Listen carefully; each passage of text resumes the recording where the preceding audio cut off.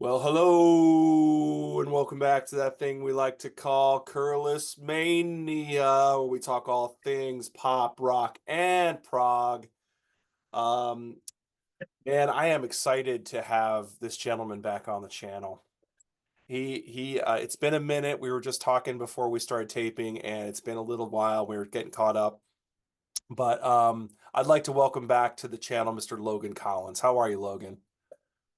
Hey Tom, and hello everybody watching. Thank you again for having me on. And I gotta correct you on your little slogan thing at the start because we're talking pop, rock, prog, funk, soul, and a little bit of krautrock today. So That is very true. That is very true. So if that didn't give it away, uh we're delving into Mr. David Bowie again, and Logan's keeping me on track. I started doing David Bowie like 10 years ago. And Logan's like, all right, we're gonna finish the Bowie, at least go through the 70s, if not into the 80s. yeah, So I'm like, that's cool with me. So we're doing album battles and we're doing them in order. So that would leave us at 1974 for Young Americans, actually released in 75. Correction. yep. Recorded in 70. Primarily recorded in '74 though, Yeah, recorded in 74. And besides a couple tunes. yeah, exactly, which we'll talk about. So the Young Americans versus the follow-up, which is 1976, Station to Station. Little still there from the movie The Man Who Yep. Fell to Earth, Man Who Fell to Earth. I which never we're did watch that. I told you I was gonna watch it. I need to watch it. I didn't watch it either, but you know what? I'm after this, I'm gonna watch it tonight. I swear to God, I'm gonna queue it up. If I can find it and rent it, I'm gonna do it. Because it's something like, why have I ever seen that movie? I cannot believe I'm a huge Bowie fan. I've never seen that movie. That's insane. Right? Yeah, exactly. Yeah. So, anyway, we'll talk more about that in a little bit. But that this is the battle tonight is classic. We're still in the classic Bowie era. Um, Oh yeah. and these are both classics, and for a reason, which we'll dig into. But I'm gonna go ahead and hand it over to Logan at this point to dive into the first album which we're talking about, which is Young Americans. So it's the floor is Cool. yours, Logan. Go for it. All right, so this is Bowie's ninth studio record. It was released in March of 1975, and it was kind of the big departure album from the glam rock of the last couple albums. You know, Diamond Dogs, Aladdin Sane, Ziggy Stardust. Bowie himself called the music he was making around the time "plastic soul," which I think McCartney used that term, correct? On Rubber Soul, he called Rubber Soul "plastic soul." He So I did. think that's kind of where, Yep. yeah, that's Yep. kind of where Bowie got that from. I got a little quote from Bowie too, from a 1976 interview with Playboy. Um, Bowie is quoted as saying about Young Americans that it's the definitive Plastic Soul record. It's the squashed remains of ethnic music as it survives in the age of Muzak, Muzak. Mhm. So, written and sung by a white limey is what he said. Yeah, I saw that quote. It's really cool. Yes, I love that. Yep. But yeah, Bowie was heavily influenced by soul music, and on the Diamond Dogs tour, which I'm gonna touch on a little bit here. What started in the summertime of 1974. I think June and July was the first legs, and he kind of started covering some soul bands. Like he released a cover of Eddie Floyd's "Knock on Wood," Yep. which the single cover is right here. Oh, I didn't know that was released as a single. Wow. Okay. Yep. I There think you that was the go. only single from David Live, I believe. Okay. And he also did a song by the Ohio Players. I can't remember what it was. I should have wrote it down. But he did an Ohio Players tune too on Okay. that tour. And he had a ongoing kind of on again, off and on again relationship with Ava Cherry, is one of his backup vocalists. And Hmm. she was kind of showing him the ins and out of like soul, and because I've read Bowie always was influenced by soul music, but like she kind of started spearheading him in that direction in a way too. Right. And yeah, and she introduced him to some of the players who would end up on Young Americans, like Carlos Alomar, um, and Earl Slick. Well, Earl slick. Slick was Yeah. on there. Yep. Yep. So the two guitarists, and they were both. Well, I know Carlos was playing at the Apollo Theater in Philadelphia, which was where David Live was recorded. Well, the Tower Theater was where David Live was recorded, Mm-hmm. but a lot of the band, the house band from the Apollo, was taken. Bowie took some of them guys for the Young American sessions. I Right. yeah, he took Yeah. Carlos, and then he took a then unknown singer songwriter by the name of Luther Vandross, Mm-hmm. which he became a pretty big name in the soul and kind of R&B community, but he was a then unknown at the time. Oh, So absolutely. Totally unknown. Yeah. yeah, Yep. and so the sessions kind of started in August of '74 when they had a break on the Diamond Dogs tour. They recorded it at Sigma Sound in Philadelphia. So yeah, for that part, and then they kind of kept going with the tour later on. And I think Christmas, November, December, that time period, they were in New York, and they used the record plant and Electric Lady for that section. So this record kind of was the best of both worlds, I guess is the way to put it. Yep. Yep. Um, and there's several songs I want to mention some of the outtakes, like "It's Gonna Be Me" and "Who Can I Be Now." And they actually redid a version of "John I'm Only Dancing," which they called it "John I'm Only Dancing" in brackets again, Mm-hmm. which kind of formed one of the later songs that we're going to talk about. Kind of the riff and stuff. I think from Golden Years kind of sounds like that. Sounds similar to that. Right. But Right. yeah, they even played some of this stuff live on that later leg of the tour. Mm-hmm. But yeah, and I wanted to mention some of the other guys. To round out the band on this album, Mike Garson returned on keyboards. David Sanborn, who was like a big jazz saxophone player, uh, ensemble guy, and percussionist Pablo Rosero were called in from the Diamond Dogs tour. And I think they stole Larry Washington from Sigma Sound. I think he does some backing percussion, bongos and stuff. Mm-hmm. And the drummer Andy Newmark and bass player Willie Weeks were decided to be the new rhythm section. So they replaced. Oh man, I should know. They replaced somebody. Okay. Right. Uh, yeah, there's a lot of names to remember, but um, yeah. So I'll get into the tracks here. Mm-hmm. We open up with the title track to the album, "Young Americans," which it's got this great drum fill to kick off before the band comes in with Sanborn delivering some upbeat saxophone. I think really David Sanborn's one of the unsung heroes of this album. Really, um, He's it is all more over. He's all over the record. yeah, Yeah. it is very much more well, that's what he's going for, like a funk and soul feel. There's not a lot of guitar lead lines, and so if you're looking Right. for that kind of thing, this might not be your kind of record. I've Right. always kind of had a on again, off again thing with this album, because Mm-hmm. I'm not the biggest soul guy in the world or funk guy, but Right. you know, I feel like anything that Bowie really tried to do and morphed his sound into, I think it's worth checking out. Yeah. So Yeah. yeah, I'll get back into it. But like Bowie's lyrics in this tune are kind of I read it's all like an Englishman's perspective of the American life. He sings about everyday American teenagers throughout the track, like the first verse he's talking about. Um, and he references several American things, kind of like Richard Nixon and McCarthyism, and also like Soul Train, which he would later be on, Ford Mustangs, Barbie dolls are also mentioned in the lyrics. But yeah, some like musical highlights to me in this track are Sanborn's solos, the first one, and then the second one. I think it's after the second verse. Love, love his saxophone work. Mm-hmm. And it's got this instrumental bridge section I love with some like flanged guitar, and I can't tell if that's like a bongo drum or something making that like a it's a weird noise.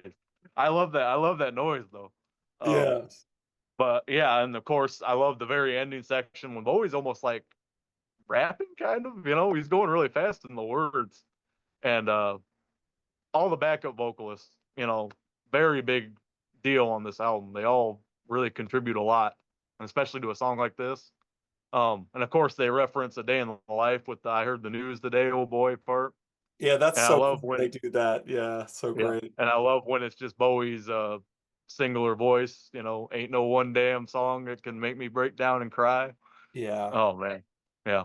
So I mean, cool. he just encapsulates like American soul music, but he kind of puts it through the David Bowie blender, you know? Right. It's just Yep. yeah, Yep. it's just awesome, man. Killer. Yeah. But we'll get to track 2, which is one of my favorites on the record. Win, which song starts very soothing and calming. It's got some great guitar, laid back drum and bass work. And I love Sanborn's like it sounds like a saxophone like comes in and out, you know, like fades in and fades out really fast. Um, Yeah, but yeah, those sort of fluttery sax lines. Yeah. yeah, Yeah. yep, yep. And that returns towards the end of the track too. I like how it kind of bookends itself. Mm-hmm. But yeah, for the backing vocals are the first thing you hear on this one. They kind of do the "It Ain't Over" part, Yep. so you kind of hear that. You kind of hear the hook of the song before you hear Bowie, which I thought was kind of cool. But yeah, the lyrics for this track are kind of open for interpretation. But I always seen it as just a call to believe in yourself and to never give up on things. You know, Mm-hmm. um, just like the backing vocals say. You know, like I said, it ain't over. Yeah. Yeah. Yeah. Yep. Another highlight for me on this track would be the orchestral work. I can't remember if Visconti did. I didn't write that down. I figured Tony Visconti probably did the orchestral arrangements on this record, Yes, he but did. Yep. oh man, yeah, I think that's part. I don't think Bowie played this song live a lot. That might be part of it, because really that orchestra, if you don't have that, it's kind of It's pretty you got pretty to have tough to that. replicate. Yeah. Yeah. Exactly. Yep. Um, yeah, and it just builds and builds throughout the verses and choruses, the orchestral part. Love the saxophone that pops in, like we were talking about. It's just a great, laid back, soulful song. And I absolutely love the fade out as well with Bowie and the backing vocalists kind of going back and forth with each other. Yes. That's really, I want to say too, I think this is some of Bowie's probably highlight vocal work, these 2 albums we're going to talk about today. Mhm. I'm not saying he was bad after, because he was great after too, but I just think Yep. he hit a peak. And even like we were talking about with Diamond Dogs, I mean, Sweet Thing, what Yeah, he's he was doing on great on that. Diamond Dogs too. Yeah. Yeah. Yeah, Yeah. but yeah, just a But great you're right, track, his you know. singing on this is fantastic. I agree. Oh man, yeah. But yeah, and then we get to another one of my favorites, um, Fascination, which yeah, this is one of my favorite. But probably if I had to make the like top 10 list, I don't know if it'd make that, but it'd probably be a top 20 because I Yeah. really love this song. Mhm. Um, and it evolved from a Luther Vandross song actually called "Funky Music." It's a part of me in brackets, Mhm. which I guess Bowie I think the Mike Garson band, when they were touring for Diamond Dogs, they opened some sets, and I think Luther Vandross would sing this song, Mhm. and Oh. Bowie kept on hearing it, and he was Mhm. like, "Hey man, can I record that song?" And I guess Luther was like, "Yeah, you can, as long as you give me writing credit on it." you Right. know, Sure. Yeah. so I think they kind of rewrote it, and I believe the funky music song was actually on Luther's first solo album that he made. I think in '75 too, I believe. Oh, that's I think he interesting. got I'll have to check signed. that out. I didn't know that. Yeah. Yeah, Okay. yeah. It's a little different. But yeah, you can totally tell, you know. It's kind of like it's a part of me. The in the brackets, it's kind of Yeah. like the fascination. Funky Sure enough, music. takes Oh a yeah, part of yeah, me. it's Yeah, part of yeah, me. Yeah, you can hear yep, that changed it to yep. fascination. Yeah. Yeah, but yeah, like I said, the structure is almost identical. But Bowie, I think I read he did change the call and response thing that you were just doing, because Hmm. like he'd say the fascination, and then the backup vocalist would say the takes a part of me. Right. Um, and he kind of made it like well, we all know he was struggling with some demons around this time. So Oh yeah. Luther Vandross's song is kind of more about the joy of music. Bowie's song is more about the joy of scoring drugs. Right. So, Right. right, I Yes. mean, yeah. So Yep. he was kind of in a darker place at this time, but man, he just sounds so. I love his vocal delivery on this song. I mean, he just sounds so cool, man. You He know, that does. swaggering. Oh man, Yeah. yeah. I can Yeah. almost like smell the cigarette smoke in the studio. Like, Yes, exactly. He's almost got that gruff voice from it's so cool, but it's so cool. It just works. oh man, Yeah. yeah, I love it. It's got that descending chord structure. It goes from E minor to D to C. Um, yeah, it really gives this track a darker feel than like a song like Young Americans, which even Young Americans has like some darker lyrical content, but this song really is kind of the probably the darkest song on the album, really. if I had to think about it. Maybe this one and Fame, because Fame's kind of darker too if you look at the lyrics. But yeah, Right. I love Alamar's guitar track, and I just wrote Carlos down, but I forgot Earl was a part of this record too, so it might be a little bit of both of them Hmm. doing that kind of wah guitar throughout. And I love that fuzz bass, and even some of like I said, man, David Sanborn, he just kills it on this song, Yeah. you know. Yep. And Mike Garson playing that clavinet. Oh, Yes. Yeah, the it's clavinet. just I love the clavinet. Yes. oh yeah, yeah. I think it's just one of the standout tracks of the album. Um, yeah, and I wrote down this track was also planned. I didn't write down what interview it was, but Bowie talked about it. This was gonna be the the title of the album at a time, Oh, was but I it? guess they changed. Yeah, they changed the mind to Young Americans instead. Here's a little picture of Bowie. Can't. Yeah, it says fascination. It's what made Bowie famous. Yeah. Yep. That was pretty cool. It's a Nice. little teaser thing for him being on Cher's TV show, which we'll Oh, get okay. into in a second because I got that wrote down too.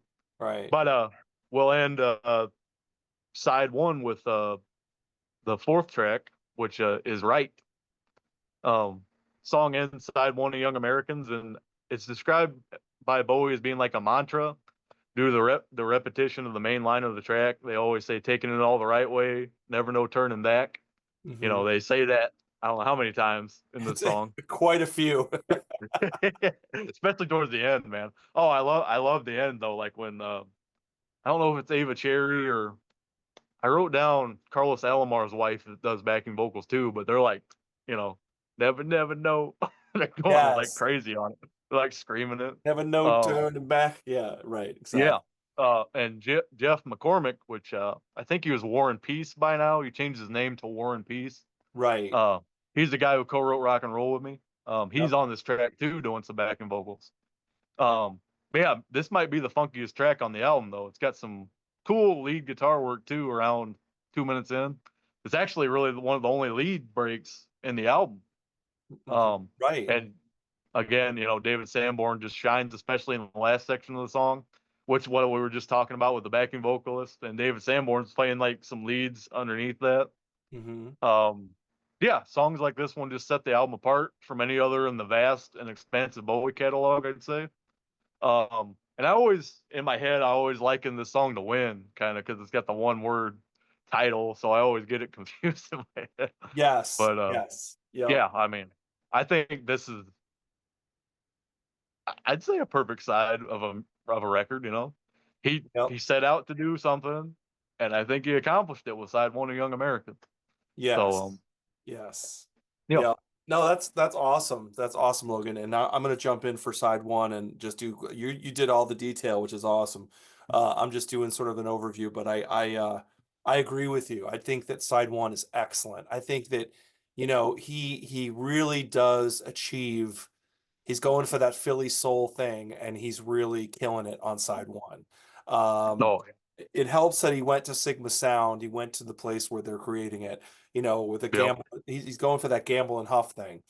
yep, And with the backing vocals, I think he realized like halfway, well, first of all, halfway through that tour, like you were talking about, he got bored. He got bored with like the big production of Diamond Dogs um yeah. and I think Probably you know probably too, Tom. It was costing a lot of money to recreate because they recreated the Hunger City backdrop on oh, that that's tour. right. I That's think it was right. like $250,000 to create that thing. Probably So bleeding money too. Yeah, exactly. So he's probably told like this is really expensive to take this on the road. So, but I also think he got tired of the sort of, when you have something very theatrical like that, you have to do it same exact way every night, and I think maybe he got a little yeah, Bowie is not that kind of guy. I could see him getting bored quickly and then also I think he realized, man, my band is like really funky. Like, man, they're great. Like this band is funked out. And then I think Yeah, that's why he started doing Knock on Wood and all those yeah, soul covers. Um, and I think that was when the change it shifted into the Philly Dogs tour, which became this sort of Philly sound thing. And yeah. so anyway, I think side one is excellent. Young Americans is an amazing track. I mean, that song just to this day blows. I just every time I hear it, I just absolutely love it. I think it's a great. I mean, it's got the lyrics are the structure of it, the melodies, the lyrics, the like you said, the breakdown, that whole breakdown and cry. I mean, it's got all these little surprises, and then it does the whole like you said, I heard the news today, oh boy. I mean, just all these little nuggets in the song, and it's so, and then like you said, Sanborn is killing it on Oh, saxophone. It's just a great song. Like Young Americans is an awesome single, and I could see yeah, why it was super successful. It's just such a cool song. And I mean, my yeah. my girls love this song. Like whenever I play Young Americans, they're like, "Yeah, Young Americans." They love this track. Um, and then Win, I agree, it's got such a great atmosphere. There's something about Oh, that song that just the whole, it's very mellow, but it keeps your attention. And that, like you said, that really features the backing vocals with the "It ain't over," that whole, it's just so cool. Um, love and his vocal delivery. We're going to keep saying this over and over again, but his vocal delivery is just second to none. So cool. Fascination is just such an like you said, upbeat, funky workout, and yep. man, it goes on for a while, but it doesn't matter. It's such a groove. It's such a cool groove, and I think that was the idea that he had for this record was we can create grooves and then put stuff over the groove, like to what I Yeah, mean? The yeah. groove was the main thing, right? Make sure that Hmm. it has this groove all the way through it, just like the Philly sound, right? So Right, yeah. and his vocals again, awesome. And So, then Right is really cool. I mean, Right is sort of a little bit of a left turn with that whole do do do do do do do. It's like it's really mellow and sort of almost jazzy do do do do do do do do yeah. do. And but it's great, and it goes again. It's um it's a great way to end the side. So I just think that I'm just concurring with your verdict that side one is excellent. Like I love Oh, what he is completely crushing what he's going for on side one. So yeah. yeah, yeah. So Unfortunately, I feel like side two kind of, yeah. bit of a letdown after side one, which Yeah, a little I'm with bit. you on that. So let's get into it. What do you let's start with somebody up there likes me. So, yeah, Yeah. the first thing I want to say about this side, I kind of feel like the songs kind of go on a little bit too long. Some of them, Yes. you know, Yes. especially Agreed. this one. It's like, what is it, Tom? Like 6:31 or something? It's Yeah, it's long. over 6 minutes. Yeah. Yeah. Yeah, I don't really feel like it needed It does not need to to, be at to all. go that long. It's a good track though. I mean, I like the way it starts. Got like this epic kind of grandiose feel with the opening rhythms and the saxophone lead. Um, and Bowie's lyrics on this one are kind of cool. Dealing with celebrity power and fame, which, obviously he will dive into more on that in a little bit. Mm. Um, Song musically really contradicts this with kind of upbeat music, contrasting the dark nature of the lyrics. Um, yeah, it's the longest track in the album. The song was also named after a 1956 Paul Newman movie, which Okay. I've never watched. I think it's like a boxing movie. So I never Oh, knew that until we were starting to do research for this. that's new for me too. Um, There you go. and Bowie, that Ava Cherry girl, he was involved with. They made him and his manager Tony DeFries made a group for her called the Astronettes, Mm. and he produced their record in 1974, but I don't think it came out until the 90s. And there's a song on that record called "I Am Divine," and some of the lyrics from "I Am Divine" made its way onto "Somebody Up There Likes Me." Oh, So, interesting. All right. yeah, in interviews, Bowie described this track and others on the album as having the American soul feel, but also being unique to his catalog of work. I thought that was kind of interesting. Um, Kind of fits two different musical styles at the same time. But yeah, besides my complaint of it being a little too long, um, it's a fine track, Hmm. Maybe cut down 2 minutes, maybe it Yes. doesn't need to go on as Yeah. long as it does, I think you you could know. easily cut 2 minutes off of it. Yes. I think they could have fit some of them songs we mentioned earlier, especially. Yeah. Especially I think like maybe John I'm Only Dancing Again. I think that would have made a better side two opener than this to me. Yeah. But Yeah. yeah. So we'll go from that, which was the last, well, it's not the last Sigma Sound song on the album, but we're moving to Electric Lady in New York for the Beatles cover of Across the Universe, which this and Fame, I believe, were recorded in 1 day session in January of 1975. Because John Lennon obviously was there. I think him and Bowie were kind of starting to be buddy buddy a little bit, Hmm. and Lennon was recording his what is it, 1975? What is that called? Rock and Roll, the covers album. Yes, rock and roll. I think Yeah, he's also working on Walls and Bridges too. Yeah, so both of them. yeah. Yeah, It really sounds like, I think vocally he sounds like, on this song he really has the Walls and Bridges kind of sound he to him. does. He totally Yeah, does. yeah. Yeah, yeah, Especially when he comes in at the end. But yeah. yeah, this is a cover of the 1970 Beatles song from Let It Be. Mhm. Um, and there's like what, eight gajillion versions of the Beatles version, Right. because there's Yeah. like the nature one with the birds and Yes, there's two. Yeah, there's multiple versions of it. Yes, exactly. yeah, yeah. But Yep. this one, I think it's a good cover. You know, Amir Kazan and Dennis Davis contribute bass and drums to this track as well, and I Hmm. think they do Fame because it was the same day. So Yeah. Yep. yeah, and actually Lennon preferred Bowie's version of the song, which I don't know about that, but he's quoted as saying he never did a good version of the song. Many critics gave this cover negative reviews, but I always thought Bowie did a good version of it, you know, Yeah. especially like I was saying at the end when him and Lennon are kind of playing off each other in the vocals, because Right. you can't really tell Lennon's there until the ending to me. Right. I can't really Right. hear him as good. But yeah, and Dennis Davis, I love the little groove he starts doing, and they start singing the "Nothing's Gonna Change My World" part. Yep. I mean, they really get into it at the end. They do. But They do. yeah, it's a fine cover.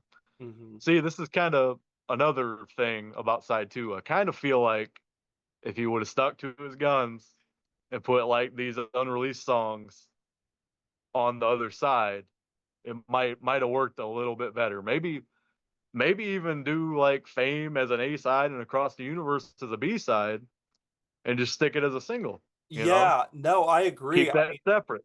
I Yeah. agree. In fact, you probably know this, that you probably know that Visconti went to mix the album. He thought he had a finished mix album, and Yeah, he he was wasn't even part of that session, right? It was the yeah, he was other going to mix the record, and all of a sudden David's like, "Hey, whoa, time out! I got two more songs," and he was like, "What? What do you mean two more songs?" Like, yeah, Tony liked the other songs better, I believe, if I yeah, he remember right. did, he did, Yeah, he did. So he because he was like, said they were like more "Okay, personal to him, and yeah, yeah, yeah." yeah. So, And you can kind of tell. I mean, they don't really.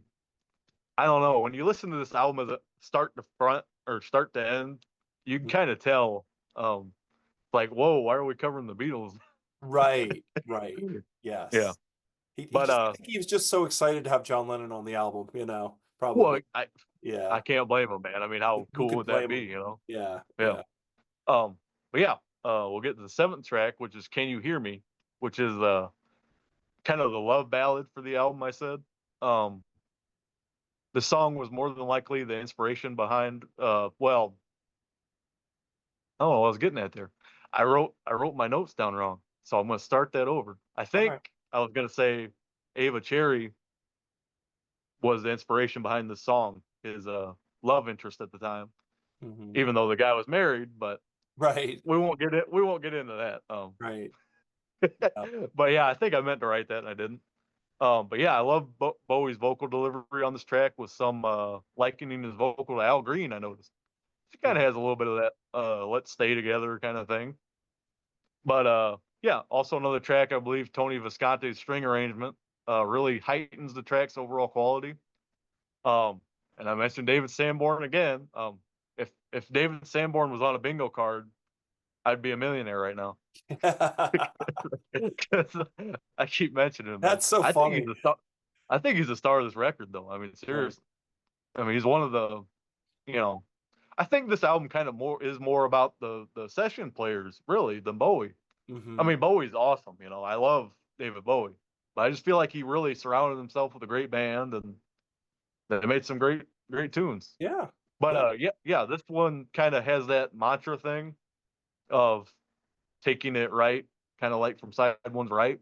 They Hmm. kind of say that, which was the original title of the song, I believe, because they recorded this. "Can You Hear Me" goes back to like January of '74, I think. Yes, it does. Yes, Yeah. that's right. So it was actually maybe going to be on Diamond Dogs, but I Started think at Bowie Diamond would. Dogs. Yeah, yeah. Yeah, I think Bowie's like, well, this don't really fit what I'm doing, so I'll just hold Right. on to this track. Yeah. But yeah, song was originally known as "Take It In Right," like I just said. It was recorded as early as January of '74. Bowie also had Scottish singer Lulu record a version of the track, but sadly, it's never been released officially. So that's kind of like one of the holy grails of Bowie fans. They really want to hear her version of "Can You Hear Me." Okay. So I'm not sure why it never came out. I'm not sure if it was like a legal thing or. Yeah. But this is also the song Bowie sung the song with Cher on her variety show in November of '75. That's what that uh, picture I was showing you was based off. A little Got it. ad for it. Got it. But yeah, it's a nice little love ballad, I'd say. Yeah. So then we end the album with probably one of his biggest songs, I'd say. Definitely Mhm. one of the first Bowie songs I ever heard. Yeah. Um, Fame, which this track originated from a cover of the Flares track Foot Stompin', which is on YouTube. You can find that video. Um, Carlos Alomar credited this main riff that he threw in the, well, he created this main riff that he threw in the track of Foot Stompin', kind of like the main thing, down, down, down, down, you know. Yeah. Yeah. And he's playing that, and Bowie felt like, man, why are you wasting that on a cover? Right. we Right. gotta we gotta make that into something. Yeah. And I wish I could remember the YouTube channel. I sent Tom a documentary about this time period. It's like 30 minutes.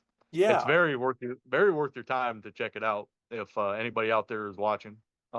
Maybe I'll find the link and I'll put it in the comments. But they talk about that. Carlos talks about it, and Bowie was like, "Yeah, man, we need to use this." And Yeah. actually, Earl Slick is the one who brought that distortion to it. Um, Oh, did he? which Yeah. I, yeah, Yeah. he talks about that. That Um, yeah. oh man, yeah, I Yeah. always loved A that great little part of the band. song. Yeah. Oh, but yeah, Lennon was obviously a part of the collaborative process of this one because this is from the Electric Lady sessions, that 1 day session. Lennon came up with the hook of the track, and he actually sung "Aim" instead of "Fame," so they kind of Okay. built it around that.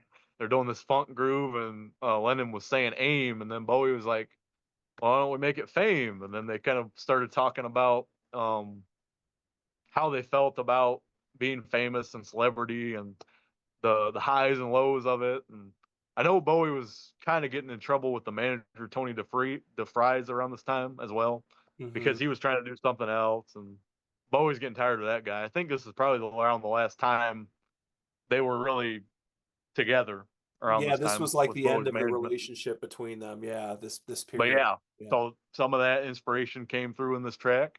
Um, But yeah, it's hard telling how much Lennon really contributed because Lennon himself stated they took some Stevie Wonder middle eight, played it backwards, and had a song. so, Yeah. um, but yeah, it's one of Bowie's biggest hits in his career. Hit #1 on the U.S. Billboard Hot 100, and yeah, some musical highlights. Love that heavy riff, like I said, and the combined vocals of Bowie and Lennon. I mean, Yeah. it's just a special collaboration, man. What's But not yeah, to like? Right. Yeah. Yeah. exactly. Yeah, But yeah, no, it's interesting because like that fame was like an afterthought. It was like they John Lennon came in to do across the universe, yeah. and then it was like they I'm sure they were like, we got John Lennon in the studio. Let's do something else. So like Yeah. they Carlos had that riff, so Carlos had yeah, the riff and he started playing it, and then it was like, oh, that's kind of a cool riff, and then that just became this sort of afterthought of the session was fame, and I mean I think they turned that thing around like pretty fast. Um, oh yeah, it's amazing that was yep, a number one hit, just from this sort of afterthought session. It's yeah. They did both those tracks in 1 day. I mean, yeah, it's crazy. yeah, it's insane. I mean, that's just crazy. Um, but um, but yeah, I'm just gonna basically say I agree with you that side two is a little bit of a letdown after side one. Um, Yeah, somebody up there likes me. You nailed it. It's way too long, and yeah, as much as I like David Sanborn, I get a little bit like weird. I get a little bit worn out with the constant sax going on in that song. yeah. There's a lot of It's saxophone on this almost like record, like almost too much. Like, dude, just can you put it right? down for a second? See, Um, that's the only thing I would say. I think this album might need a little more lead guitar power. Yeah. Just coming from a guy who likes that kind of period of Bowie, you need a little bit of it. Yeah, I mean, I I just feel love like him it's missing a Yo little bit. I love him in Young Americans. I love it. He's kills it in Young Americans, Oh yeah, but in yeah, this song, it almost becomes like, okay, wow, sax is just incessant. It's constant.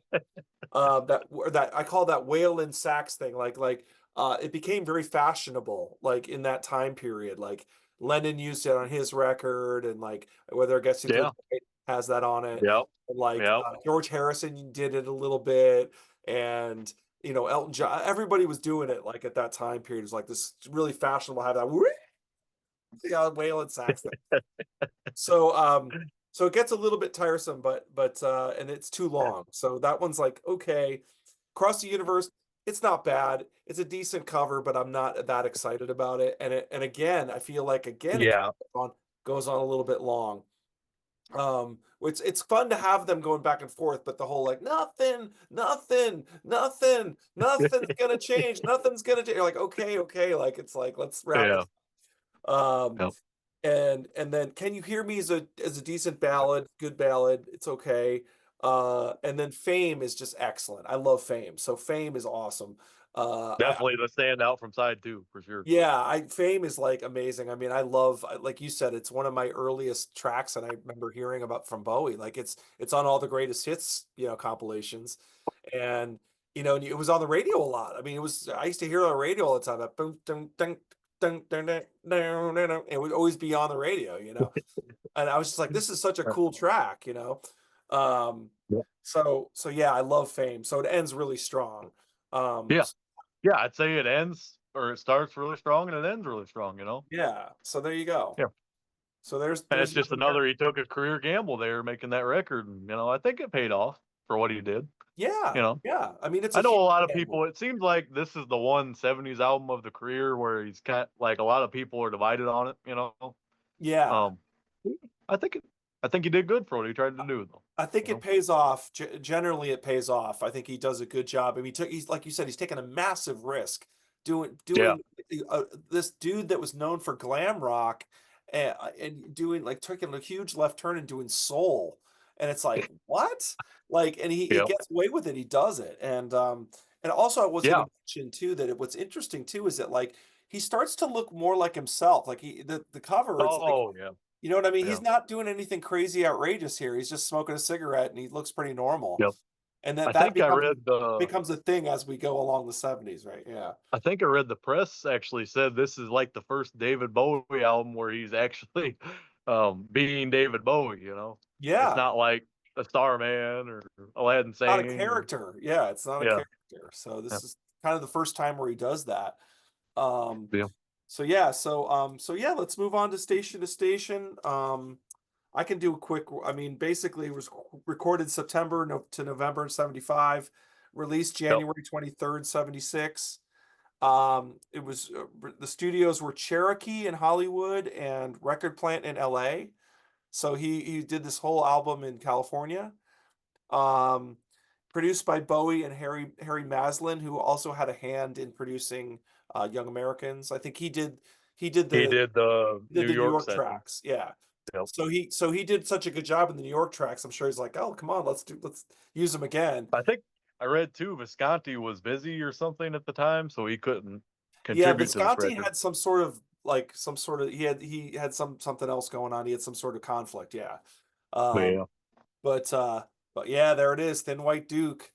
Yep. Um Time to bring a so character back. absolutely, here we go again. So but this character, as we'll talk about, is more like him. It's more like Oh yeah. a version of him, basically. Um yeah, there's the movie. There it is. Yep. Yeah. And then the singles were Golden Years, TVC 15, and Stay. So there were three singles off Station. Yeah, three songs were released as singles on a 6-track record. Yeah. I didn't even think about Killer, that. man. That's half the album. Yeah. Yeah, there we go. That's cool. Those are cool photos, man. Yeah. Yeah, Martin did a great job with that book. Oh my God, that's an awesome book. Um, so yeah, so Yeah. that's my quick rundown of Station to Station. I'm sure you'll have more to add, but that's the big Yeah. I just mentioned, he was making the film the Man Who Fell to Earth, of course, around this time period. Um, but yeah, he moved from New York to Los Angeles at this time to film the movie. Was obviously that's a still from the movie. And Tom, you have the CD, right, as well. I do. It's colored. It's just a colored picture of, Yes, exactly. yeah, It's in yeah, color. Yes. yeah, which is There cool you go. too. Yeah. Yep. Interesting. Um, but yeah, he moved to LA. And he actually stayed with Deep Purple and trapeze bassist Glenn Hughes at the time. Hmm. And both of them are very well known for their addictions of the time. So I can't even imagine the stories Oh my they could God. have told around that time. He said it was very Um, debauched, very debauched. oh man, yeah. Yeah. And yeah, Bowie also visited his friend Iggy Pop. He was in rehab at the time. Yep. Um, but yeah, Bowie became kind of paranoid and very isolated during this time period. And of course, he lived off a diet of red and green peppers, milk, and cocaine. Which I if gotta that isn't try the that. I best, gotta try that diet. if that isn't the best diet to ever have, I don't know what is. I The mean, Bowie diet.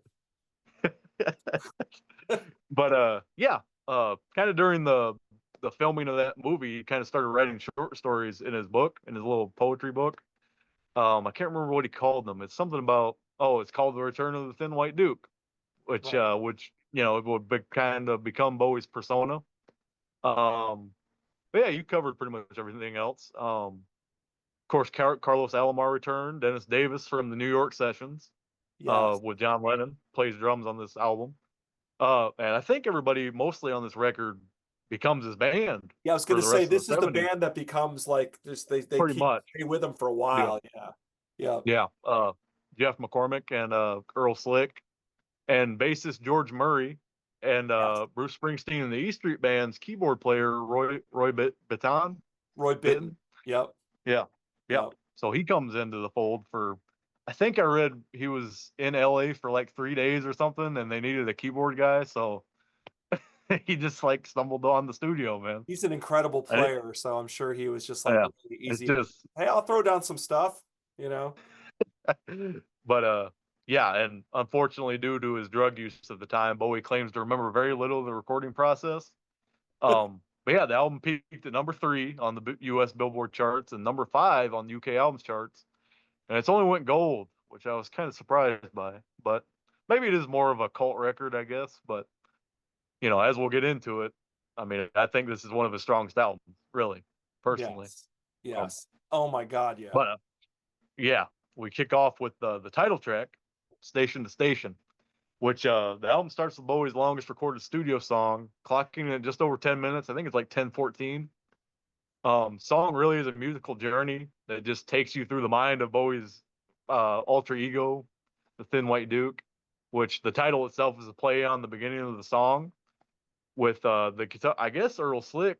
This kind of blew my mind. Earl Slick is making that mimicking the sound of a train somehow, like it's flanged and delayed uh, pedals on the guitar somehow. Oh, And interesting. I I didn't mean, know. Yeah, that's interesting. yeah. Yeah, I tried to find video of like somebody like mimicking it, or at least Earl trying to do it. I couldn't find any video though. Wow. I know when Adrian Belew joined the band for like Heroes and stuff. I know they played Station to Station, but I can't remember if they do that part or not live. I think they played So it on like tracks in the back. I don't, because he's doing all the Baloo is doing all the all that sort of and like. you gotta wonder too, man. A record like this, I wonder if this influenced Belew as a guitar player Oh God, because yeah. I think it I did. mean, the Yeah. stuff Earl and Carlos are doing on this record, I could totally hear Adrian doing on King Yeah, Crimson in the '80s. Or, I think but he had to learn it for the tour, right? So that's he right, became. yeah, exactly, Yeah. yeah. But yeah. So yeah, it's kind of like a double meaning, Station to Station. It's talking about the Stations of the Cross, so it's kind of getting a little religious on this album. Um, it's kind of a slight nod to Kraftwerk I wrote down as well because they had a song called Autobahn, Right. which this is kind of the start of the krautrock seeping into Bowie's influences, I'd say. Um, but yeah, other topics mentioned in the lyrics also relate to spirituality and religion. I think there's a Jewish uh, kind of way of thinking called the Kabbalah. He Mhm. mentions that, Yep. and darker themes. I like it's like a light in the shade thing, you know. Because he mentions stuff like about spirituality and religion, and he also mentions like stuff by Aleister Crowley and the occult. Yep. So he's kind of like doing a little bit of both. He's all over the Um, place. Yeah. yeah. Bowie makes blatant hints at his drug use in the song as well. Not the side effects of the cocaine. Um, but I'm yeah. thinking it must be love. Yeah. In short, I always looked at this track to be a snapshot of what Bowie's thoughts and feelings on his life were in this time period. The song has these crazy changes in between parts, and I think it kind of reflects on like the craziness of Bowie's life at the time. Making the movie, making the album, all the Yeah. drug use. Hmm. Um, but yeah, he's not bound to one specific idea, not that he ever was, anyways. Um, but yeah, musically, man, this track's just awesome. Um, I love the ominous keyboards that come in. They're playing in and out of key after that train sound ends. Then the bass and the drums come in, and then that full band just hits like a hammer, man. I love that. I Yes. mean, it's Yeah. probably some of the heaviest Bowie music. Maybe besides Width of a Circle, because that's pretty heavy. But this is, I mean, the first 3 minutes and 30 seconds of this track are really, really heavy. Band is cooking. Um, Yeah. oh yeah. And then Bowie comes in and it kind of takes this like, I don't know, it's like kind of like Sinatra-esque kind of thing when he sings "The Return of the Yes. Thin White Yep. Duke." Yep. Um, and then they do like the main heavy part, and he sings over that. And then we get back into the main groove, right, Hmm. of the track. And after about like 5 minutes into it, the track completely changes, um, returning to the soul feel from Young Americans, I said, but darker lyrically. Lyrics dealing with finding love and finding one's place in the world, kind of. During the section, we also get the fantastic chorus line of, it's too late to be hateful, it's too late to be greater than. And the whole European canon is here thing, which I never understood what that meant really. But I think he's getting at like European canon, meaning like the Europeans music scene is kind of coming to America Yes. because, you know, Yes. um, Yeah, the but rise. yeah, That's how I took it too. It's the rise of the European. Like he was listening to all that krautrock, yeah, Can and and Roy and it's bringing it over. and he was Yeah. like, "It's all the European music is going to start taking over," like kind of thing. Yeah. Yeah. And how about Earl Slick's guitar solo, man? About 8 minutes in, I Oh just, man. oh. How do you make a great track even better? Right there, that's Yeah. how you do Good Lord. it. Yeah. But yeah, it's probably this is definitely in the top 10 of Bowie songs. I think, Oh my God, for sure. For me too. probably top five. Yeah. I mean, It's up there. just awesome, man. It's up And it's there. 10, like we said, 10 minutes and 14 seconds, and it doesn't get boring not one time. No, it does not exactly. That's the difference. It's like it's long, but it doesn't feel long because it's so great. Right? Exactly. You know? I seen there was a single edit of it too that came out. I don't even know if I want to hear that. No, I don't think It's so. like No, I wouldn't be 3 minutes and interested. it's like 3 minutes and 40 seconds, and then No. I think that's almost as long as it takes To for him get to come in going. on the vocals. Yes. Right. But yeah. So yeah, just a fantastic song. Um, Unbelievable. yeah. So we get to the second track, which is actually an older track by this time. Well, not really. I guess a couple months. Golden Years, which it was written and recorded for the Station to Station. It's the first song written and recorded for the album. Originally released as a single in November of 1975. Track musically is more along the lines of things from Young American and the funk and soul genre. But I think, in my opinion, this is Bowie's finest offering in that style of music. Song harkens back to like 50s doo-wop with the backing vocals. Um, it also features one of Earl Slick's signature guitar riffs. I love that guitar riff that comes in. Um, and Carlos Alomar talks about forming this song. Bowie had like the main two chords they play during the verses. And Carlos kind of pointed it out to him. He's like, "Hey man, this kind of sounds like the Drifters song on Broadway." So we kind of Yeah. have to do a little bit of. And then he brought in that the change for the chorus, the G major to A minor to E minor seventh, Mhm. which nothing's gonna change it or nothing's gonna whatever he says. I can't remember. You Oh, you know, yeah. uh, Uh, yeah. I'm Man, blanking out too. Anyway. stay with you, baby, for 1,000 Oh years. yeah, stay Nothing's with gonna you, touch baby, you in for these golden nothing's years. gonna touch Yeah. you in these. Yeah, right. Yeah. But yeah, they brought that part, so it kind of changed up a little bit. Um, and yeah, yeah, it's just a great track, you know. Hmm. I've seen it's been stated that Bowie wrote this song. He kind of had Elvis in mind for the track to record it, but it never came to be because I think they were under the same management at the time because they're both on RCA. Right, right. But I guess it never happened. I think Elvis ended up writing Bowie a letter, wishing him luck on the tour for Oh, this that's album and cool. everything. And Yeah. Bowie actually, I think I read he kept he kept that letter until he passed away. So Yeah, David, obviously that meant a lot to good luck on the tour, David. Yeah, him. I could see Elvis singing this song too, for sure. totally. Um, but yeah, this song serves as one of Bowie's standout tracks from the '70s. And and if you don't try to hit that high note when he sings "Angel," you're lying to yourself. Yeah, yeah, yeah. um, Oh yeah. I try to hit it all yeah, the time and fail miserably. have the music buffer when it comes on. Yeah. But yeah, then we get to the third track of side one, which is "Word on a Wing," which Bowie says is written out of a drug addicted spiritual despair that he had while filming "The Man Who Fell to Earth." So and Roy Bitten's piano work really shines in this Yeah, track, I it think. does. Yeah. It's kind of like mid tempo spiritual kind of track. And I said this was a track that really, in doing this write up, I found to grow on me more and more because I always loved the first two songs and Stay especially, Hmm. but everything else in doing this really kind of made me hone in on how great the rest of this record is. Yeah. I Yeah.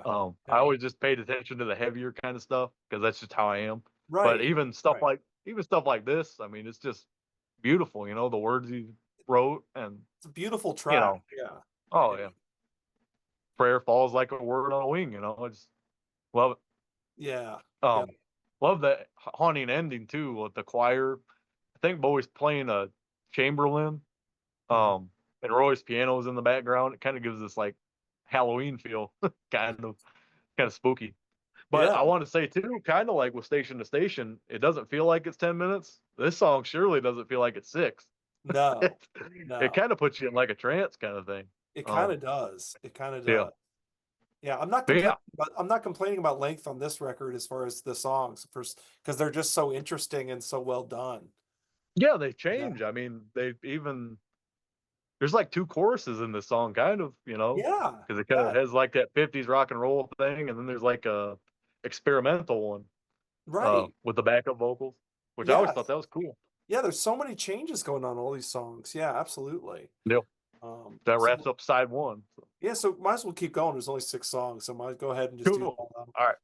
So we're gonna talk about a very weird one this time. Oh, TVC 15, which you know, Bowie wrote some interesting lyrics and got some inspiration from interesting stories and stuff. This track was inspired by a late night drug session between Iggy Pop and David Bowie, with Iggy Pop telling a story of one time he got high, right? mhm. And he saw his girlfriend, who was sitting actually next to him. He saw her on the TV. It's like she was inside the TV set. Right, So right, yeah, Bowie just took this idea, man, and just ran with it. Um, creating a song about a TV that eats the narrator's girlfriend. And right, the only way they can get back together is if he goes into the set himself. So right. only a guy like Bowie could pull this stuff off, man. I Yeah, mean, that's his, yeah, very David yep. Bowie. Yes. And yeah, uh, Alomar stated Bowie wanted the session to be loose for this track, loose and fun, I think is what he said. And I think it shows with all the members really giving this, I said comedic blues type song. It's kind of got like a party feel to it. Yeah, almost But like yeah, I think barrel it just, house piano on like the tick, tick, tick, oh yeah, yeah. it's kind of I think it just fits. I think it fits Bowie's lyrics just perfectly what they do musically. Um, yeah, and you can describe this track kind of like '50s rock and roll style. Um, and it kind of shows. This is also another track on the album that definitely shows Bowie's feet planted in the krautrock style of music, I'd say. Um, I didn't make this connection until we first started going on here, Tom. But the first both sides of this record are kind of you could kind of like interchange really because Mm, like track one is station to station, it's very experimental kind of, and mhm. then track one of this side is TBC 15, and it's kind of the experimental track of that side, and then Right. you kind of got the funk rockers in Golden Years and Stay, and then you kind of got the ballads with Word on a Wing and Wild as the Wind. That's So interesting. Yeah, I didn't really think yeah, about that, but you're right. yeah, yeah. That's kind of They're cool. You're kind of right. like they're kind of like opposites, well, like the same kind of things of Like each other. mirror image of each other. Yeah. Yeah. Yep. Yeah. Interesting. But yeah, I love TBC 15. And Bowie actually plays a little saxophone at the end of that track. I think it's kind of hidden in the mix, though you can't really hear it too much. Yes. And you know it's him because it's got that tone. It's got that Oh, Bowie. you can tell. Yeah. Yep. Yes. And I love Yep. when Bowie plays sax. I love his saxophone. Yep. Yeah. But yeah, that's all for that one. And then we get to track two of side two, which is Stay, which is now time for arguably one of the best guitar riffs in Bowie's whole career, I think. Yep. You know, Yep. but in my mind too, this was definitely the song that when I was younger getting into Bowie, this is the song that made me pay attention to this record. You hear that riff and you're like, whoa, what's that? Yeah. Yes. Oh man. Yes. Um, Absolutely. but yeah, it's one of the hardest rocking songs on the record, but it also holds that funky edge, I think, that Golden Years had. Right. Um, Earl Slick kicks this one off with a great guitar riff with the bass and drums joining in after he plays that line twice. Hmm. Then some extra percussion and keys follow, and then the band's laying this killer groove. Um, and the guitar interplay between Carlos Alomar and Earl Slick on this album and this song especially, it's just second to none, man. That's some of the best guitar playing on any Bowie record, I think. I Yes. mean, Yes. no man, Yeah. especially towards the end when Bowie stops singing, and it's just Yeah. them like playing off that riff with each other, and Earl starting to solo. It's like Oh heaven. man, Yes. It's like yeah, heaven. this is one of them songs that could have went longer, really. Yeah. It's gotta Yeah. You keep don't want it to end. It's one of those. yeah, and lyrically, this one's kind of like a love song. From the Thin White Duke's perspective, with he's begging his lover to stay because if she leaves this time, this might be the last time. Right. Um, and Right. I love that chorus. You wouldn't think that chorus would work how long it is. No. No. Yeah, because what does he say? I love the chorus line. You can never really tell when somebody wants something you want too. That's Yes. just like part of it. Yes. But yeah, it's another favorite Bowie track for me. And it was a live show staple for a time period. He played it on both Isolar tours, Serious Moonlight tour, and the Heathen tours, to name a couple. He Yeah. did There a you couple go. other ones too. Yeah. So Yeah. but yeah, it's just great track. Stayed in the set Can't list a say long enough. time. Yeah. Oh, yeah. Yeah.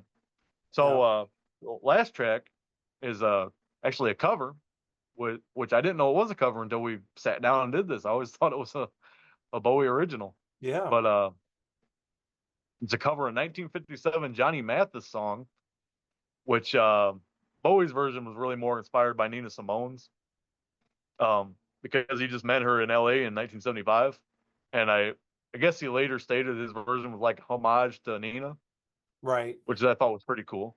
It's also one of the last songs Bowie would ever perform live in 2006 with Mike Garson on piano at a charity concert in New York. So yeah, this is one of the last tunes he ever played in his lifetime to an audience. So kind of Yeah. holds another meaning when you look at it like that.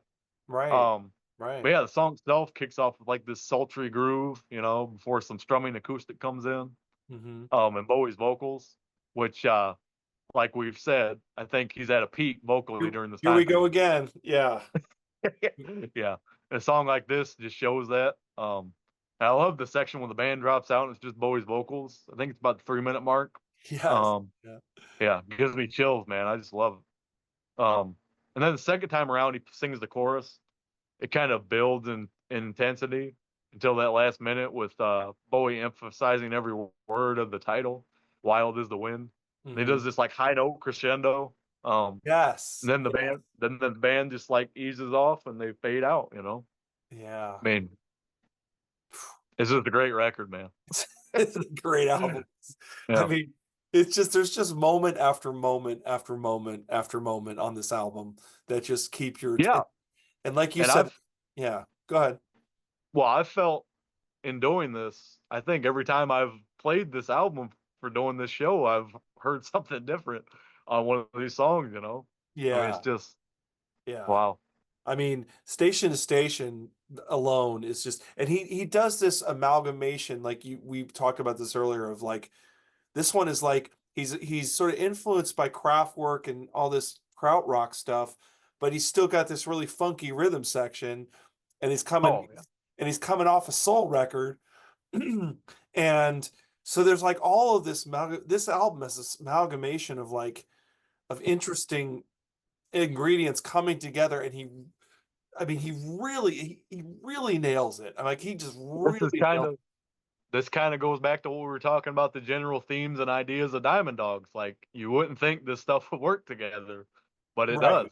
Yeah. You know, it's Yeah. like, He makes it work. He makes it work. yeah. And his, you know, we keep saying this over and over, but his vocals, I mean, he's such a great Oh, singer. He's such a great singer. And there's no getting around that he just he carries like his vocals will carry a song sometimes. And in the case of Wild as the Wind, for example, oh, he you can tell he's going for it. Like he's going all in, and he's gonna like I'm gonna make this mine. And he does. yeah. He does it. Yeah, And oh yeah. This is probably one of his incredible. best cover songs, I'd say, for sure. Yeah, it's incredible. It's not my kind of song either. It's not like I'm like, oh my God, Wild as the Wind, this is going to be great. Like, it's not really my kind of thing. But like when you listen to it, Yep. you're like, this is such a great performance. And Yep. I don't know. I just Golden Years is an incredible track. Like that's like No. really super funky. And then you know, Stay is just like, oh, like I mean, Station to Station blows my mind, and then Stay blows my mind too, because Oh man. like you were Yeah. saying, it's like the rhythm section on Stay is just burning the whole time. They're burning. And not only are they and then they got Earl Slick and Alomar killing it on top. And I'm Yeah. a guitar guy, so I love guitars. I mean, more than Yep. I was complaining about the saxophone on Young Americans. I'm not complaining about any guitar stuff on this record at all. Yep. And like to your point, you made this point earlier. There's a lot of like groundbreaking guitar stuff on this. Like when you listen to Oh yeah. the stuff that they're doing with the feedback and the train sounds and I think Bowie was Yeah.